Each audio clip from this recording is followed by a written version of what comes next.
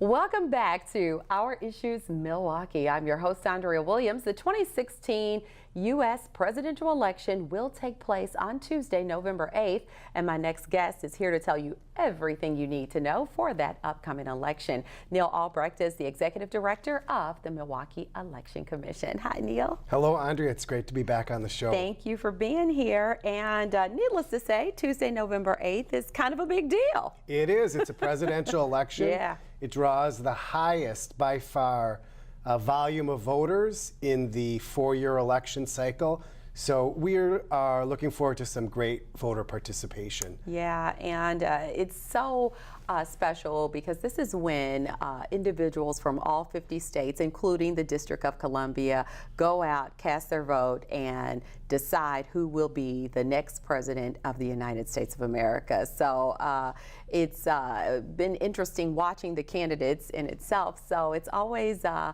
don't know what the word is on seeing the outcome. Absolutely. And it's something that actually residents in the state of Wisconsin should take a lot of pride in, because Wisconsin has the second highest rate of voter participation in the country, just after the neighboring state of Minnesota. One of the factors that really contributes to that is Wisconsin is only one of 13 states in the country that offers same-day registration. And same-day registration really encourages voter participation. Yeah, and some more good news is that people don't actually have to wait until November 8th. Early voting's going on in the city of Milwaukee now through November 5th.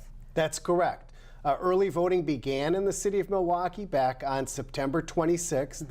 6 weeks prior to the election. And of course, this is pretty historic for the state, because over the years we've actually seen the Wisconsin legislature place some restrictions on early voting to where it was down to just the 2 weeks preceding the election, no evening hours, no weekend hours. And so a federal judge lifted those restrictions and gave municipalities the autonomy to select their own schedule. That's very important for a large urban municipality like the city of Milwaukee, where we have over 600,000 voters, potential voters, a population of the city. So we went back 6 weeks just to make sure that voters, recognizing that many people in the city have challenging schedules, that they would have the opportunity to vote in this, as you indicated, very, very critical election, their opportunity to express their voice in democracy. So we started downtown back on the 26th, and then beginning Monday, October 10th, we'll be at 2 additional locations.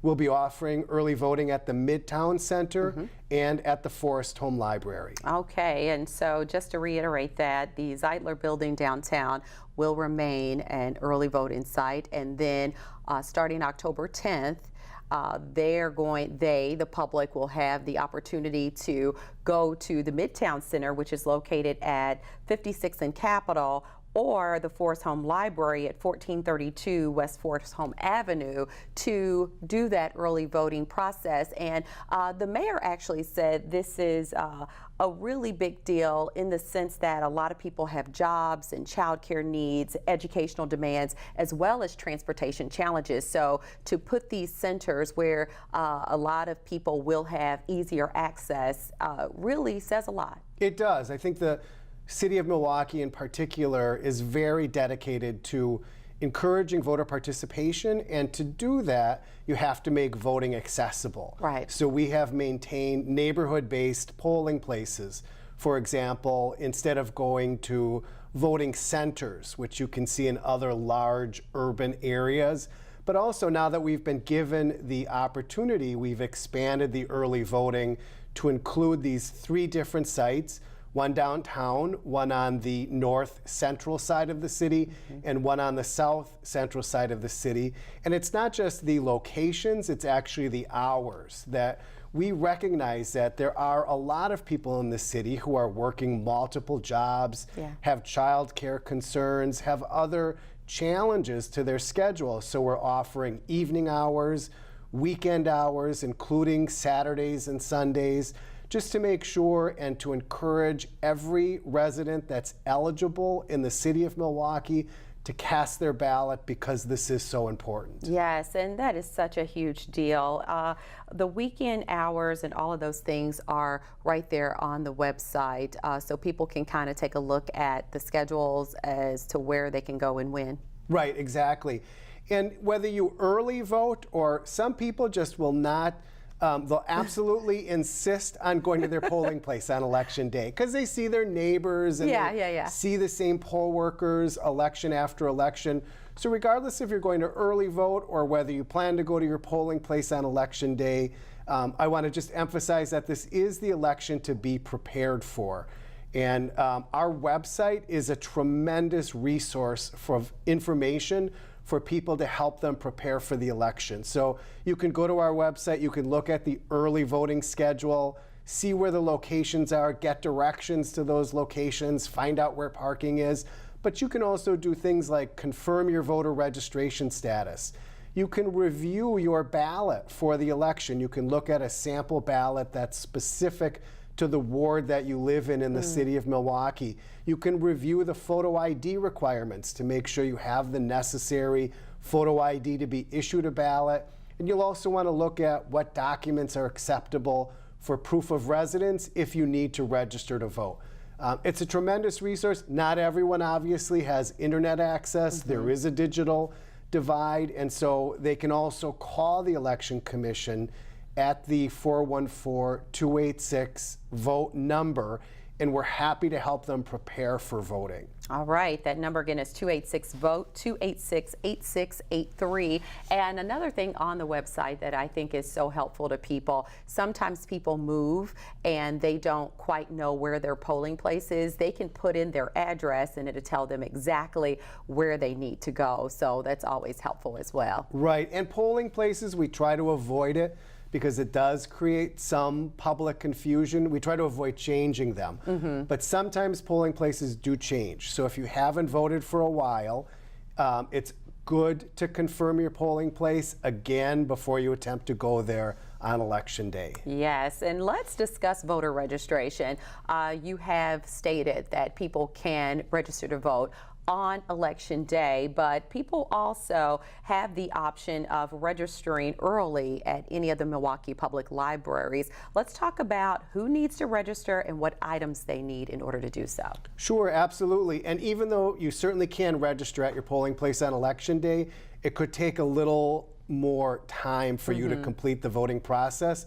So if you want to have a quick in and out experience, it's good to register prior to the election. And as you indicated, you can do that at any Milwaukee Public Library branch prior to Wednesday, October 19th. Okay. You can also register by mail prior to that October 19th deadline. In addition to that, if you want to register and vote, you can do that as part of early voting. And then, of course, again, we can't emphasize enough because it is such a benefit to residents in the state of Wisconsin. You can register at your polling place on election day. What's going to be required, and a lot of times people confuse this with the photo ID requirement. The photo ID requirement is to prove your identity.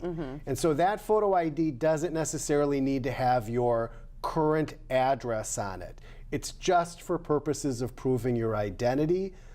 But if you need to register to vote and your photo ID does not have your current address on it, you're going to need to bring a second document with you that includes your current address.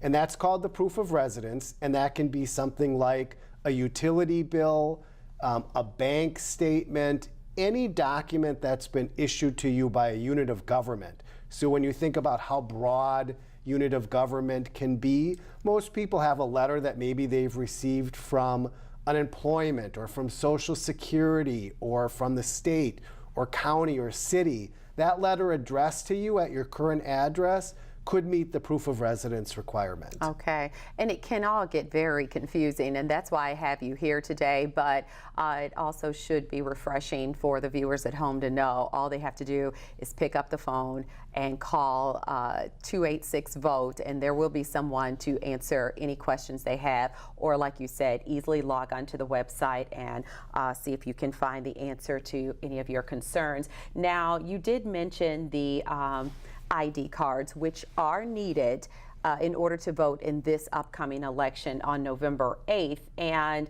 people are encouraged to go to the Division of Motor Vehicles office to get a free ID card issued to them in order to vote. Right. That's for a person who doesn't have a current photo ID to meet the photo ID requirement. So if you've got a driver's license, a state ID, passport, a military uniform services card, a VA card, a student ID are probably some of the most common photo IDs that voters will present.